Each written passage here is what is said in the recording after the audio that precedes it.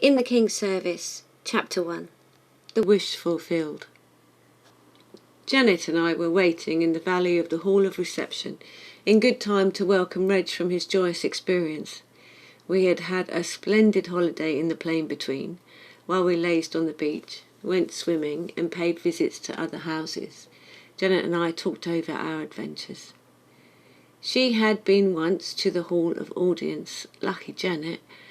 It was only a short visit, however, to convey a message to one of the angels whose mental veil was drawn. Then she had been to see Anna in the Hall of Friends, and I asked eagerly for news of my charge. A visit from Rose followed, and Janet told me how Rose had spoken hopefully of Earth, saying that its sufferings were turning it more arid, but more to think towards the loving God. I described my journeys with Reg, and Janet was delighted to hear of his growing simplicity and his ardent desire to see his king. "Dear boy," she said, smiling and misty-eyed, "his sacrifice of his life earned him his swift awakening." "He is typical of thousands," I agreed, remembering my meditations on the rock in the Hall of Adventure. Had those young men had their normal length of life, they might have learned to know the Master, but now, cut off in their prime, he comes to meet them more than halfway. "He comes almost all the way," Janet said musingly, "our King of Love." "Reg will never be able to say again that he does not know the King," I explained. "By now he will have seen and felt and heard." For a long time we continued to sit by the riverbank in the peaceful valley. The water flowed lazily by, rippling and dimpling, chuckling as it gushed over the smooth stones, and darkening to grey as it reached the shadow of a bridge. I lay down and put my hands into the water, enjoying its cool caress, until Janet cried suddenly, "Here he comes!" I leapt up and stood beside her, looking up the hillside. Reg was standing at the top, outlined against the sky. His flowing purple robe was brilliantly contrasted with its subdued pearl grey. As we watched, he caught sight of us, lifted up his hand and waved. We answered the salute, waiting for him to join us, and Reg began to walk swiftly, his fine head lifted high. How graceful he was! He had all the dignity of one newly purple-gowned, and extending my sight, I saw the blissful, absorbed expression I could understand so well. When Reg was halfway down the hillside, his abstraction vanished. With a gay shout he began to plunge through the flowers, leaping and running in the zest of his youth. We could not help laughing at the sudden transformation. "He could not be solemn for long," Janet exclaimed, and I said, "How well the Master must understand, he who was once a boy on earth." With a rush, Reg reached us and gave us each a firm clasp of the shoulder. He said nothing, but stood there smiling, and I do not think I shall ever forget the radiance and the princely grace of him. Here was one of whom my mother could be proud, and how good to know that multitudes of these young heroes walk so gladly in heaven's realm. Young princes they truly were, who had come into the kingdom of their king. "You've been a long time, old man," I observed, and he laughed, obviously puzzled. "Have I, Bernard?" Afterwards, the joy was so great that I just travelled about, alone, trying to realise it all. To tell the truth, I forgot all about you. "Well," Janet exclaimed in mock indignation, adding, "we just did the same thing, Reg."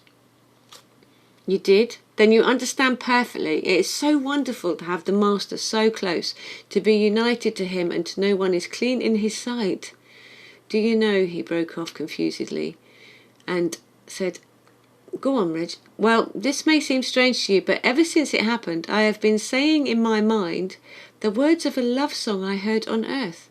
Only this time I have been saying it to him. 'You have taken my heart and I am willing. You have taken my heart and it's thrilling. Never have I known a thrill like this. Never has the world stood still like this. The music of the rain, soft and tender, like the ocean's refrain in its splendour. If you really want me, I'll surrender. You have taken my heart. Of course, when I came to if you really want me, I smile, for he knows he wants me and I have surrendered. Do you think that that's all right? Yes, it is quite all right, old man, I assured him, much moved, and Janet said dreamily, I think it's lovely. What shall we do now? I asked. Well, I have such a strong wish, Reg confessed. Out with it then, I invited. You are our guest of honour, remember? It is good of you, Reg said. I shall appreciate being with you both until I get used to this. He looked down at his robe with loving pride. Do you think I could be accepted in the Hall of Reporters? Oh, is that the way the wind blows? Janet laughed, and I added, we can ask if you wish. Can we? Do you think we could go there now? Immediately. And we set off without more ado. On the way, Reg told us that he had been thinking a great deal about the Hall of Reporters. It is such an adventurous life, he explained, living in all the freedom of heaven and yet being able to make journeys to earth. It would mean a lot of travelling, I pointed out. I would like that. It was an immensely long distance we had to cover, but we were not in the least tired, for we spent our time in looking at the different halls as we sped over them, each saying something concerning those already visited, and guessing much about those unknown between us. We planned quite a comprehensive trip, which we would make in the future, visiting many halls, which were only names to us then. Chapter 2. The Misty Screen. When we at last reached our destination, we moved forward over the parkland at its entrance with intense interest. It was laid out like a pleasant garden with walks, flower beds, and seats set here and there. It looks as though there has been a visitor from the Hall of Gardens, Reg exclaimed. Yes, I told him. That is one of the joys. People come from the Hall of Gardens and visit many places, laying out the ground and tending it so that there is beauty everywhere. Do you see that mist? Janet inquired, and we all looked ahead to the end of the pathway. A swirling, pulsating mist seemed to hang like a screen before us. It was sparkling with many colours and reminded me of the curtain I had seen in the hallway of orators. That is strange, Reg commented, and Janet said eagerly, Shall we explore? We will not solve the mystery by standing here, I agreed. Let us go nearer and look through. We walked on slowly, unconsciously lowering our voices in the presence of this mystery. As we drew near, the colourful mist seemed to swirl to meet us, to enfold us, and suddenly I realised that we were not looking through it at all, but were surrounded by it. Glancing back, I found that the mist hid the garden too. Is this not like the mist in the Hall of Audience? Janet asked. Or like the screen before the gates? Reg suggested. Before I could reply, a friendly voice reached our ears. Do not be disturbed, my friends. Out of the mist loomed a tall figure. We saw it was a man and that he wore a gown of exquisite gold brown, ornamented with an edging of green and silver. Is this the Hall of Reporters? I asked doubtfully. Yes. Then why the mist? Reg demanded. It is the screen which always hangs before the entrance, he explained, adding, Walk back with me and we will sit down in the garden and talk a while. He led us out of the mist to one of the seats we had seen before, and very soon we were settled beside him. As soon as we looked at him in the clear light of the garden, we were all amazed, for a light shone in his face as though a lantern hung within. It poured through the fabric of his robe and even surrounded him. We stared wordlessly for a while, and then Reg blurted, Are you an angel? Just now I thought you were a man. I am a man, he answered calmly. Such an atmosphere of peace surrounded him that we instinctively drew closer. Then why the light? Janet asked diffidently. I hope you will not mind us asking questions. Ask as many as you like, my children, he invited, with a hint of tender indulgence in his firm, resonant tones. He was silent a moment, and then he said, You are thinking, of course, that this is a strange robe that I am wearing, one of the high degree. But I tell you truly that all wear an identical robe in heaven's realm. There was a moment of pure astonishment. I looked down at my green robe with its golden sash and Janet's. My eyes travelled to the rich purple of Reggie's robe and then returned to the glowing splendour of our new friend. He followed our glances smiling, for we had all reacted in exactly the same way. I repeat, he said slowly, all robes are identical in heaven. But how? Reg breathed. When the Great Mother first clothes us at the dawning of our life, he began, our robes are all alike, being pure and perfect. Gradually, as we grow and begin to live consciously in the world, we sin, or make mistakes, and so stains appear on our robes. As life progresses, the early purity is very much marred, for the shadow of forgotten and unrepented errors clings about us. Then, through the merit of Christ, we enter into heaven's realm, clothed in the plain white tunic. This is to enable us to examine the robe and to help in its cleaning. When the turn of reparation is done, the robe is purple. He broke off to smile at Reg. As we progress on our upward journey through heaven's realm, he continued, we receive the degrees which mark our progress, with the accompanying colours, but it is still the same robe. Understanding was beginning to dawn upon me, and I asked, do you mean that the colours shine through the original robe? Yes. Our progress is marked by these shining colours which grow in splendour until we reach the heights. And what is the final colour? Janet asked. He smiled upon us, anticipating our surprise. White. White! We all exclaimed together. But that is the first colour. And the last, he affirmed, adding solemnly, but the last is far above the first in splendour, as heaven is above the earth. We were so taken up with these amazing thoughts that a long silence passed between us. Presently Reg asked, what of the mist, and why is it hung there as a screen before the entrance? It is to prevent people of lower degree from entering the purple and green gown, he replied, looking at us quizzically. Oh. Reg looked so taken aback that we all laughed. But I hope to be accepted as a reporter. Perhaps you will be, one day, our friend said soothingly. Only those whose robes correspond exactly to the texture of the mist can pass through it. It is like mingling water with water. That is simple. But to mingle water with oil, he spread out his hands. Impossible.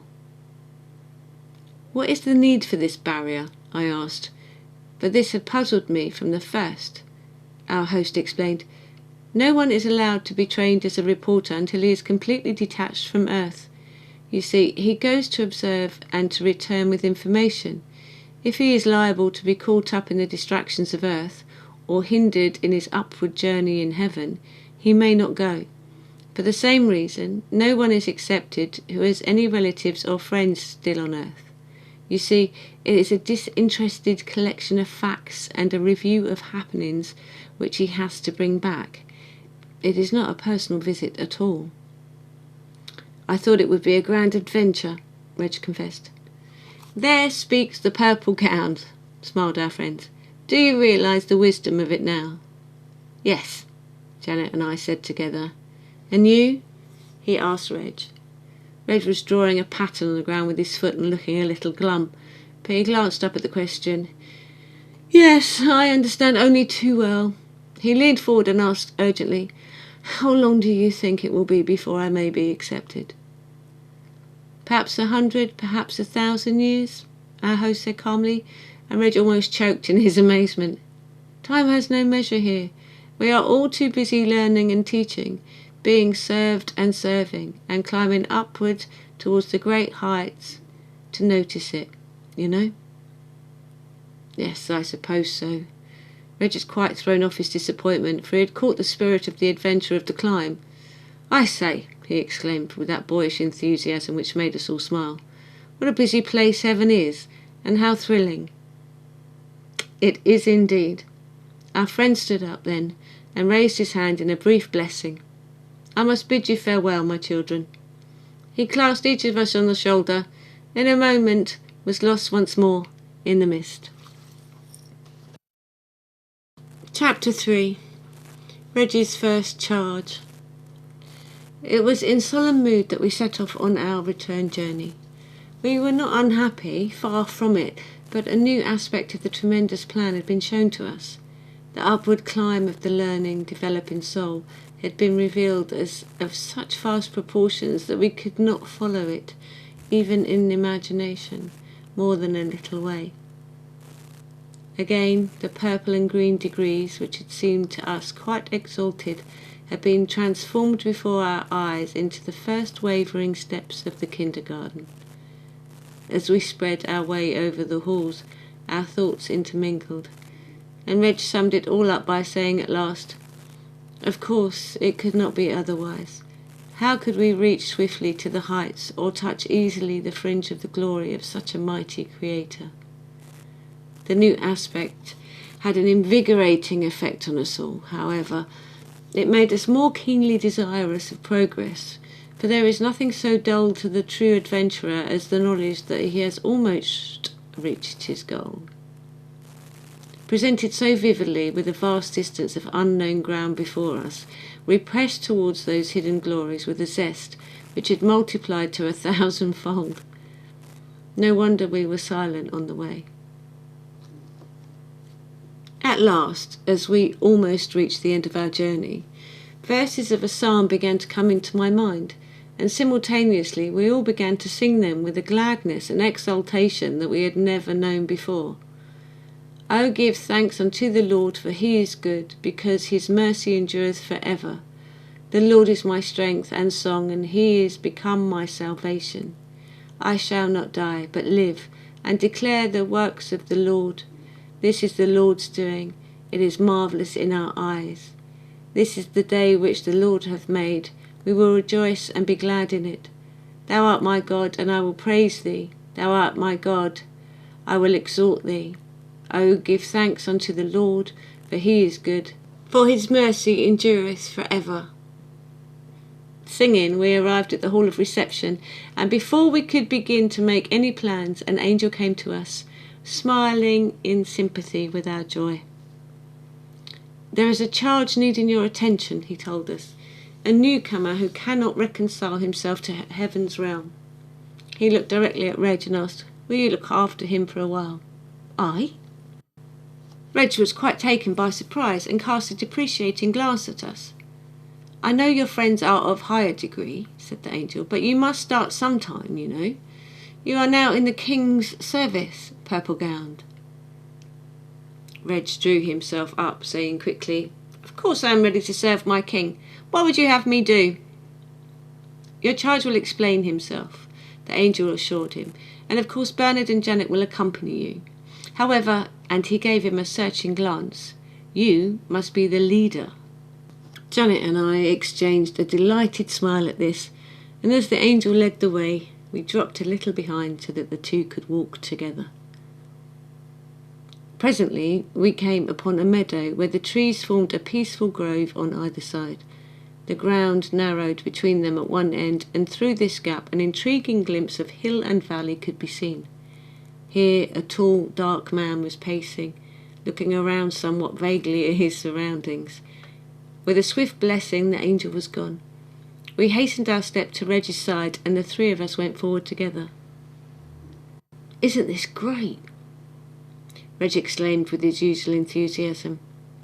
"I did not know I should be accepted for service as soon as this.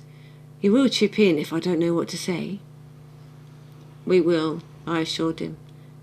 And Janet said, "We wish you great success." The man saw us coming and waited for us to catch up. He looked a little more hopeful when he saw we had noticed him and offered us his hand in earth fashion. We each shook it, and Reg asked, "Can we be of any service to you?" "Well, I certainly am glad to see you," the man said. "An angel was here before. It quite embarrassed me. After all, who has ever had any personal dealing with angels?"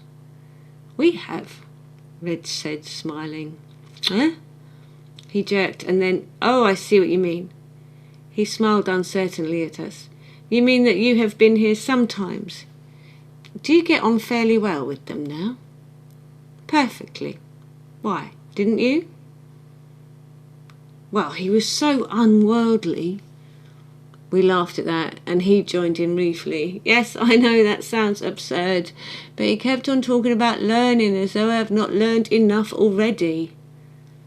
And he'd actually said he'd never heard of me. Have we? Reg queried, unimpressed. Of course you have, my dear fellow. He mentioned the name of a high government official which was familiar in many lands, adding testily, obviously, in my position, I am not going to be taught by an angel. Said he was of the lowest class, too. I shall call you Bertram, Reg announced calmly, and the angel was of the lowest order, not class. What is the difference? He demanded. And my name is not Bertram. I have just told you what it is. I know, Reg smiled, but it is just as well for you to forget it right away. Forget it, he spluttered. I have worked for that position all my life. I have toiled and studied and saved. Is it all to no purpose? The only advantage it has is if it fitted you to serve others. Serve? Bertram almost choked in his wrath. I am not a servant, but a leader. He broke off to look angrily upon us. What are your two friends staring like that for? Have they no tongues in their heads? Wedge was just about to reply when I intervened, for I saw that he was in danger of speaking heatedly. My friend, I said calmly, and my voice rang with the authority of heaven's realm. Everyone serves here, and you will do well to alter your standards. Have you forgotten who is the master here? Hear then his own words on this matter. When thou art bidden of any man to a wedding, sit not down in the highest room, lest a more honourable man than thou be bidden of him. And he that bade thee, and him come and say to thee, Give this man place, and thou begin with shame to take the lowest room. But when thou art bidden, go and sit down in the lowest room, that when he hath bade thee cometh, he may say unto thee, Friend, go up higher, for whoever exalted himself shall be abased, and he that humbleth himself shall be exalted. There was an astonished silence, and then Janet said gently, The master was himself willing to serve, inasmuch as he washed his disciples' feet. Bertram sunk down on the ground, and when we had settled ourselves beside him, he said brokenly, What is left to me if all my earthly power is taken away? I am frightened, really. That is why I spoke as I did. I thought if I could make people recognise my position... He broke off, looking piteously at us, and Reg said, Earthly power and position is the treasure on earth. What of your treasure in heaven? I have no treasure in heaven, Bertram said mournfully. But Reg interrupted. Of course you have. Think, man. Have you never offered a kindness to another? Yes, there was my old nurse. She always said that she could not have enjoyed her old age if it were not for me. But that was long ago. She died when I was only middle-aged. And has probably been praying for you ever since, Reg declared. Any more? Well, there was an employee of mine, a clerk. He had been a faithful fellow, and when his health broke down, I gave him a little pension. He had a wife and child, you see. I made arrangements for him to go on receiving the money after I came here. There, Janet declared, another treasure. I did a good few things like that, he went on more hopefully. Do you think they will all really make any difference? I'll say they will, Reg cried, adding, The great thing, old fellow, is to forget all about your position on earth. Look at yourself bravely and think how the Master will value you. That is all that counts. I will try. Another thing, do not think that all the things you learn to do in the world are useless. If you have powers of leadership to offer, and you can offer them humbly in the service of the king, then they will be accepted by and by. Really? Bertram began to smile. I feel so much better now. Still unfamiliar, though. I wish there was someone I knew to talk to. Once I can get a justice, I will be ready to learn, I promise you. Good, I said heartily, and Janet asked, what about that old nurse? Could you talk to her? Could I? Bertram's face had lost its strain, and in a moment he looked quite young. Dear old Biddy, I could talk to her for ever and ever. She was so wise, for all she was almost unlettered. His voice trailed off as he mused on the days that were gone. I could give a good guess where she is now, Janet said gaily. In the Hall of Children. Anywhere children are, Bertram agreed. She loved them. We held a quick consultation, and then Janet and I sent Reg off to take his charge to the Hall of Children. We shook hands warmly, and I must say Bertram apologised handsomely for his former anger. Of course we forgave him at once, and then went exploring over the hills a while we waited Reg's turn. When at last he came back to us, he was laughing. You should have seen that meeting, he cried. They were happy. Bertram is right, Biddy is wise. She will take charge of him from now on. Chapter 4. Puzzled. Now I'm going to decide the next journey. As I spoke, we began to speed off over the valley. We travelled so swiftly that we had reached the highest mountain before Reg replied. Where is it this time? He looked down with interest on the snow-covered peak. That is a secret. I firmly drew my mental vow, and Reg, after a vain effort to reach my thought, laughed appreciatively. Well, I must confess, I like surprises. Janet already knew our destination, for she and I had discussed it while Reg was in the Hall of Children. We talked of many things as we went our way, especially of Reg's favourite subject, which was the difference and similarity of the halls. He never tired of asking questions concerning the appearance of each, the plan followed, and the people there. When Janet and I confessed that we had not visited any particular hall, he would impress the name upon his mind and ask us to be sure to visit with him later on. You are going to keep us busy, I see, Janet teased, and Reg said, have we not all eternity to enjoy it in? He was silent a moment, and then he mused aloud. You know, I've not grasped that yet. Eternity. It's so vast that it is impossible to realise. No time limit, no end or beginning. Heaven without end. No, I still cannot understand. Can you think of a time when you could cease to be? I asked. Think of the hall of reception in your mind's eye. One moment you are sitting with us under a tree, and the next moment you are gone. Can you picture that? Of course I can, Reg declared. Describe it then, Janet challenged, and Reg began. I can see you and Bernard sitting under the tree with the valley before us and the river just visible below. We are all talking, and then suddenly I disappear. You look round to speak and see only an empty space. Then what happens? I interrupted. Why, he cried triumphantly, I can see you and Janet jump up and start to look around. You think I am hiding behind a tree. And you are, I exulted. He looked bewildered. No, you told me to picture a time when I ceased to be, when I just dissolved away. Then what are you doing, looking on and describing our reactions? I demanded. He looked so astounded that Janet and I laughed heartily. Well, he joined in with our mirth ruefully. I never thought of that. Don't you see, old man, I explained, that you cannot imagine yourself as ceasing to be. You can imagine all kinds of disappearances, vanishing away, dissolving in a mist, falling down flat on the ground and passing out, anything, but you are always there, looking on. Try it. He was silent for a long time after that, but we watched his expressive face as test after test failed. Then he admitted, You're right. I tried hard to keep myself out of it, but I was always there. And you will be, always, I affirmed. That is man's proof of eternity. He is, eternally. It's a glorious thought, Janet mused. I never grow tired of it. When you said passing out just now, it made me think of something, Reg said thoughtfully.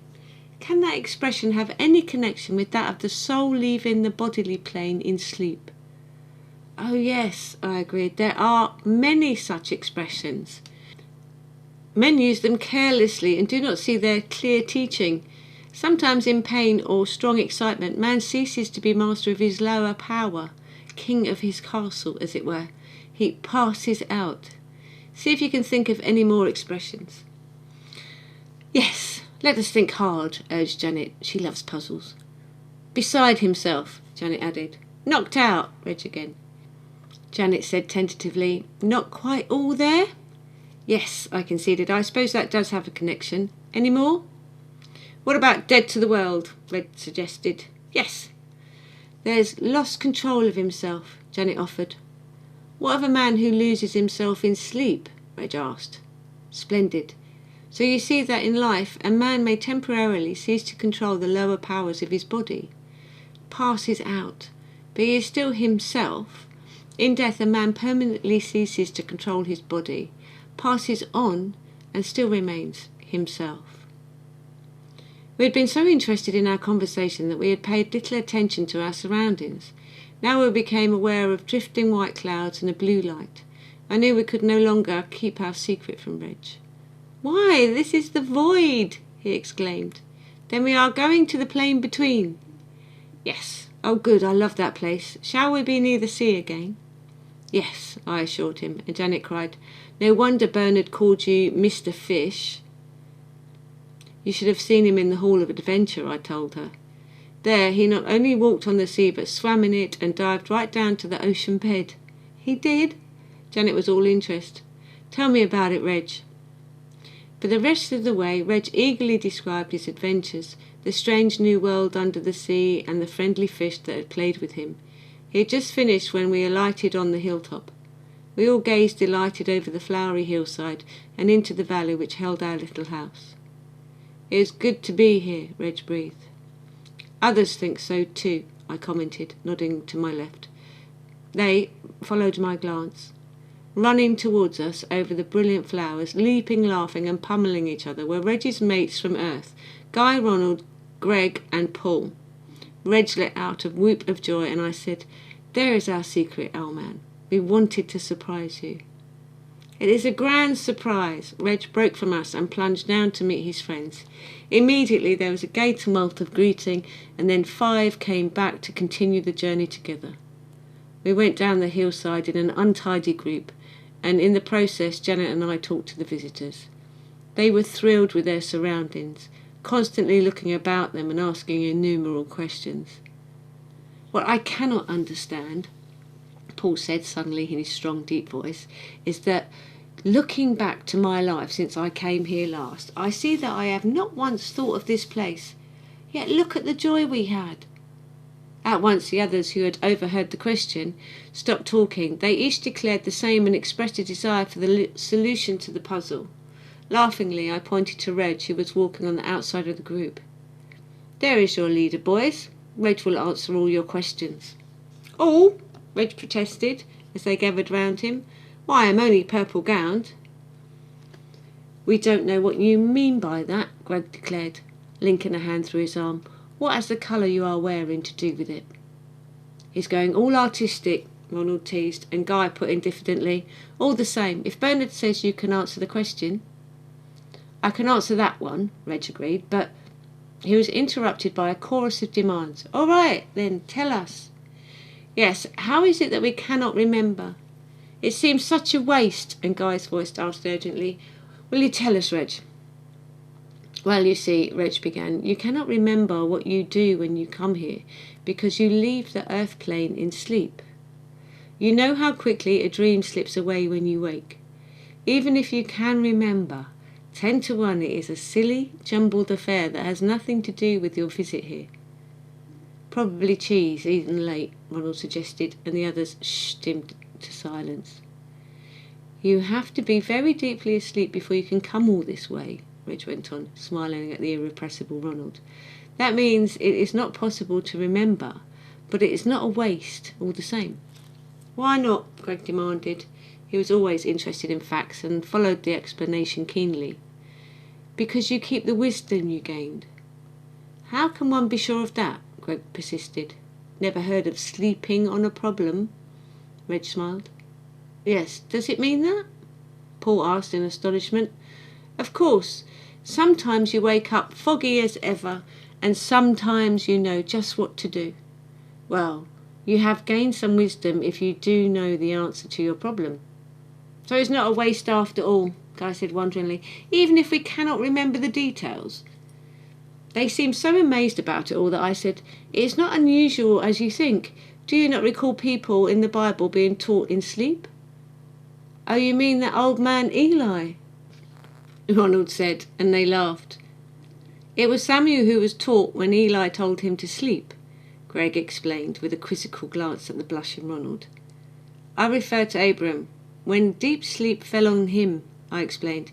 Then there was Jacob who awakened out of a sleep and said, Indeed, the Lord is in this place.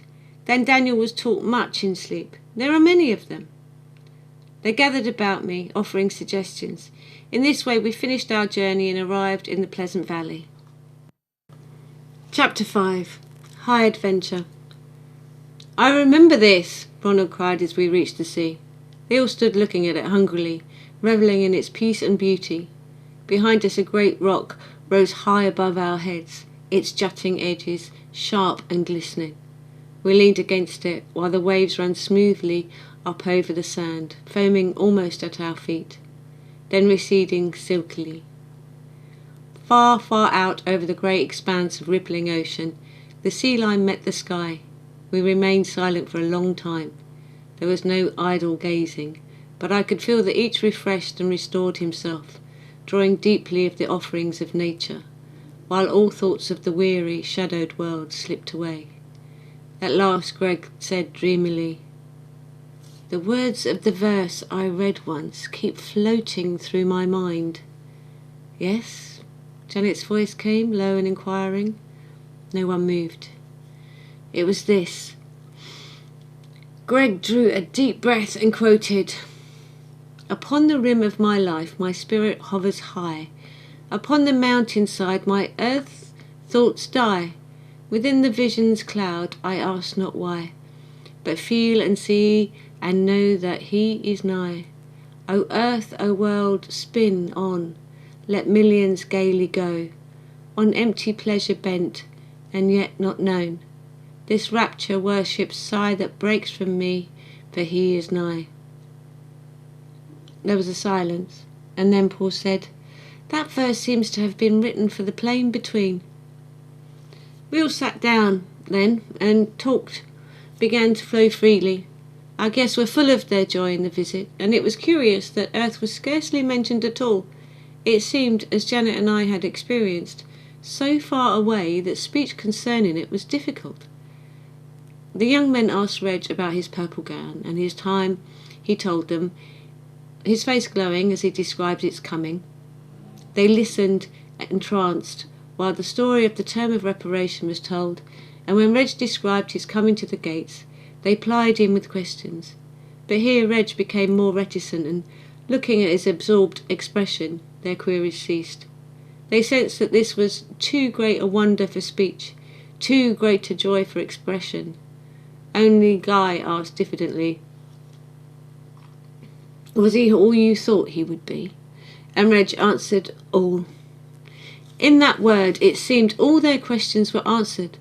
They drew nearer to their privileged friend to bathe, as it were, in the light of his joy, and then while they were all gathered about him, he suddenly asked, What is your problem, Paul? Paul looked up in astonishment. How did you know? It comes to us here, Reg explained briefly, adding, Go on, out with it, and I will see what I can do. When I am on earth, Paul said, smiling in embarrassment at the strange expression, I seem to go on smoking all day. Unless I have a cigarette in my mouth, I seem empty somehow. I get so restless and jumpy that, even though I know I ought not to, out comes another cigarette. Well, why don't I want one here? The others were following this with interest. They understood the craving of which Paul spoke, but until he had mentioned the cigarettes, they had not even thought of them. Janet and I had exchanged a glance and waited to see what Reg would say. He did not hesitate a moment. On earth, he explained, men are always unsatisfied. They do not realise it fully, but their hunger for completion. Completion? Paul interrupted with a puzzled glance, looking towards his friend. I mean by this, Reg said, that men want to be complete. They are not on earth. I have discovered that. Here, when man has become master of his powers, just living is a glorious adventure. His sense of sight is so controlled that he can extend it to take a far distant scenes in, or look into flowers to find the unborn seeds. He can see deep into the earth or beneath the sea. Then his sense of smell is so keen that every flower can be recognised by its own particular fragrance, even while walking with closed eyes beside a flower bed. Colours too yield up their individual tone, and their musical tones reveal themselves to sympathetic ears in a way impossible on earth. The two remaining senses, that of touch and taste, are just as keen. Have you ever felt the ridges like a mountain range on the tiny petal of a flower? Have you ever held a single drop of fruit juice on your tongue, enjoyed the richness of its mingled flavours, and felt it open up all its secrets to you? Here men are princes, conquerors. They are complete. Well done, Reg, I commented, and he turned to me with a grin. Wasn't I carried away? Guess I did not realise all that myself until this instant. You reached out for the information, Janet explained. The others leant forward, inquiring, and Greg said, Go on, Reg. It is because men hunger for completion, and their senses are so dull on earth, that they seek for violent sensations, Reg explained. That is why they like loud noises and rich flavours, bright colours and the like. He turned to Paul, smiling. That is why you like your cigarettes on earth, old man. I see, Paul mused, and because all my senses are keen here, my enjoyment is increased and my demands are decreased. That is a good way of putting it, Ronald broke in. He and Guy had been following the conversation with great attention. That is why people on earth think they will be bored in heaven, I suppose. Only they will not admit it as a rule, Guy laughed. They think they will have to get used to just sitting on clouds and playing harps. That is because they do not know about their keen heaven senses, Reg explained. Here, where even to draw a breath is a joy in the simple offerings of heaven's yield, more happiness than on earth because people can never imagine. Again, the constant changes of the journey from hall to hall and from lower to higher planes provide thrilling adventure, to say nothing of the holidays in the plane between and the visits to the hall of audience. Of course, I put in, heaven has greater joy than this to offer. Now, while we are on the lower planes, we are as children playing in a rain puddle and thinking it high adventure. When we have climbed to higher planes, our opportunities for enjoyment will be increased to an extent beyond our present dreams. Instead of the puddle, we will have all the freedom of the mighty ocean. Well, if these present joys are likened to a puddle, Reg commented, what will the ocean be? There was a pause, and then Ronald cried, I say, is there no limit to heaven's joy? It just seems to go on and on. It is infinite, I said quietly. Ronald nodded his understanding, and we all sat thinking of our father's home. The possibilities were so great that our imagination could only venture a little way, yet our pondering increased our zest, filling us with all a thrilling spirit of adventure. In the silence our thoughts flew from mind to mind, intermingling and growing in power. Suddenly Janet gave a start and gently plucked at my sleeve. I looked down at her quickly. She was smiling, gazing bright-eyed out to sea, and without meeting my glance she whispered, Look. Stepping up over the horizon was a figure in white. As I watched it grew larger and larger and then began to come nearer still, moving swiftly. It's Rose, I whispered. Yes. Soon Paul had seen her too, and he excitedly told the others. We all rose to our feet, moving down to the edge of the sea. Who can it be? Guy wondered. And Reg, who had been extending his sight, said, I met her in one of the houses. She was the only one who wore a tunic like mine. She was nice. Swiftly, Rose approached our little group, and I saw that she was smiling. Then a sudden cry rang out from our midst. I turned sharply, just in time to see Greg break away from us and go plunging over the sea.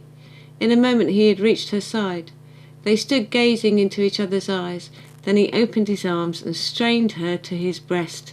There they stood, raised a little on the surface of the sea and utterly oblivious to our amazed stares. "What on earth?" Ronald began. "It is because they are not on earth that they recognise each other," I said, suddenly grasping the situation. Janet, whose mind had been moving with mine, explained, "They belong to each other. On earth they did not realise it, but here they do." "Oh!"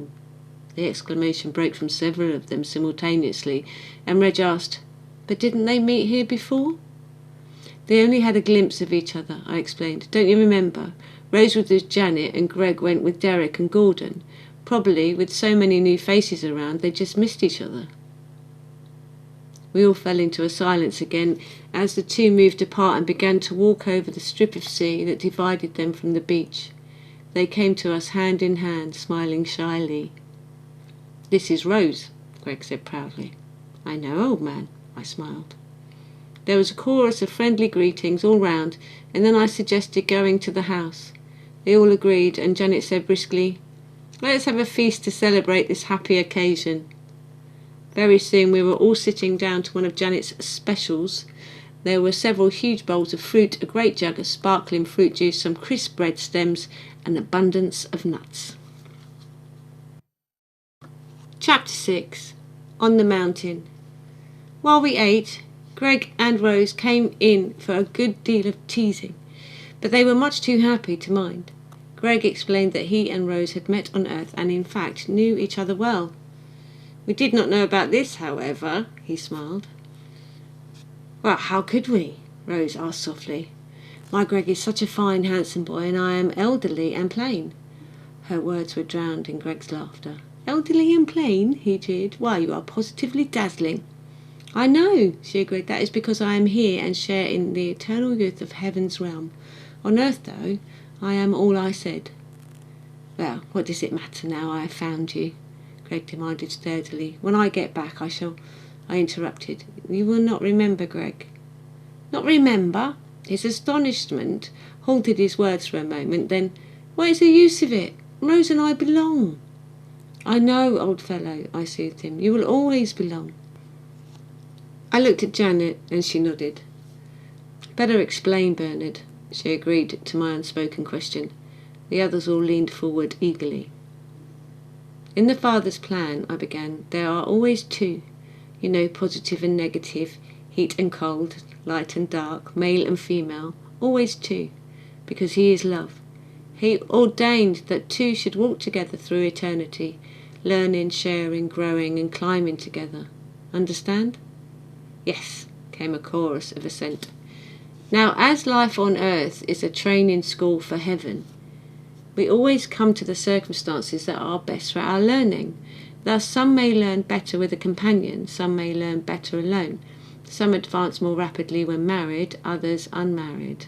Our learning is the chief thing.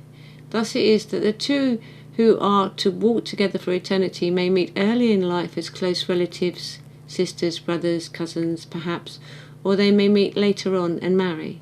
Again, they may be friends who meet at some time in life, or they may not meet at all."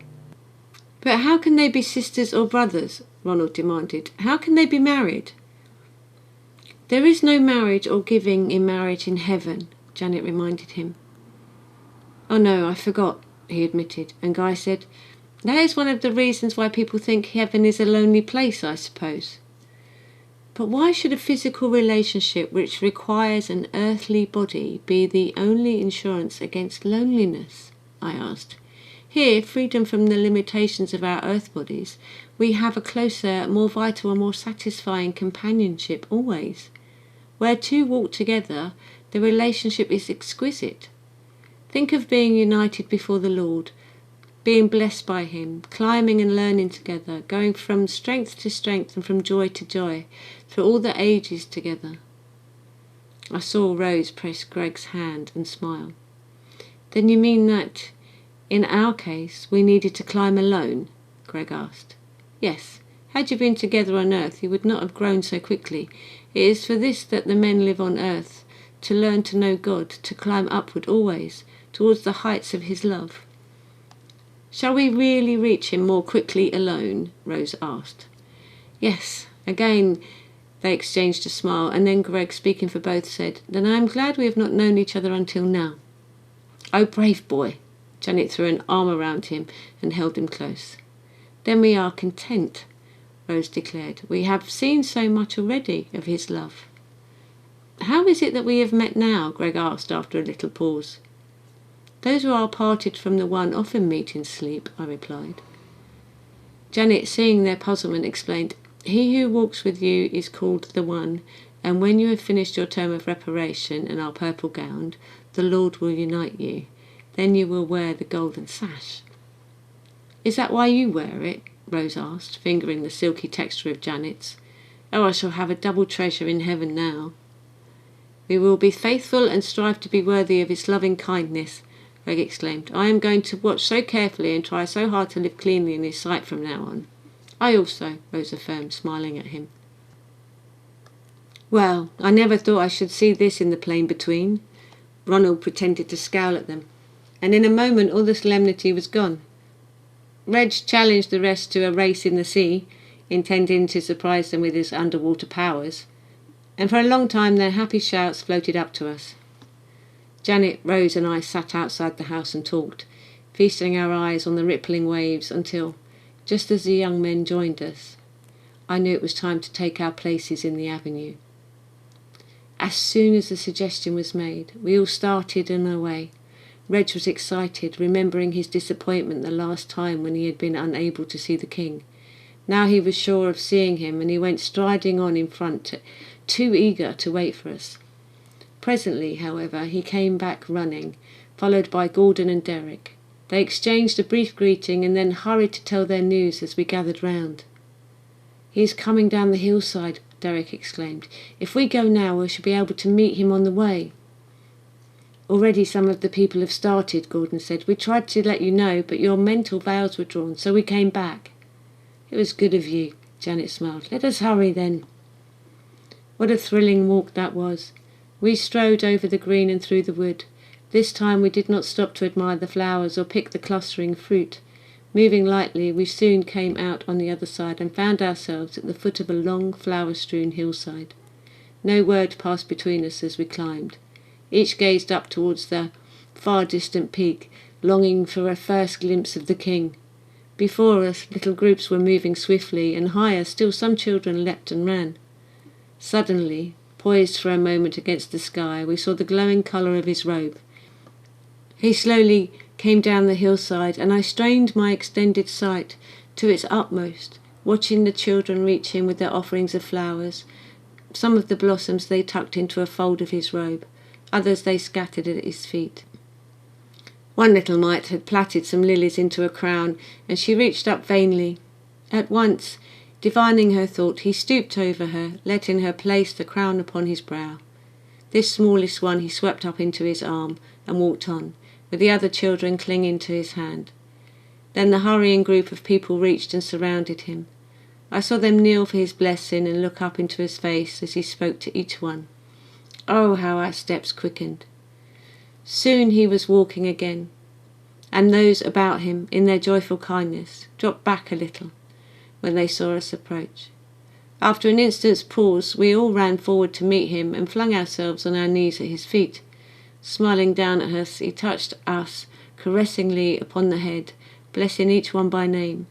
How sweetly his voice rang on the still mountain air.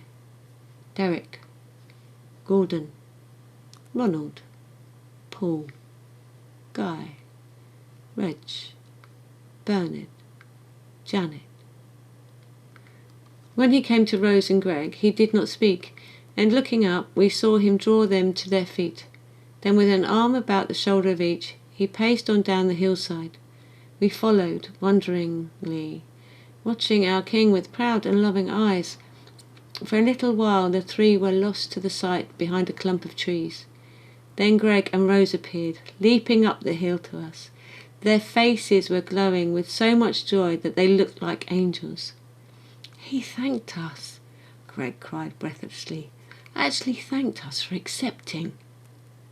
He said it gladdened his heart, Rose whispered. They broke off.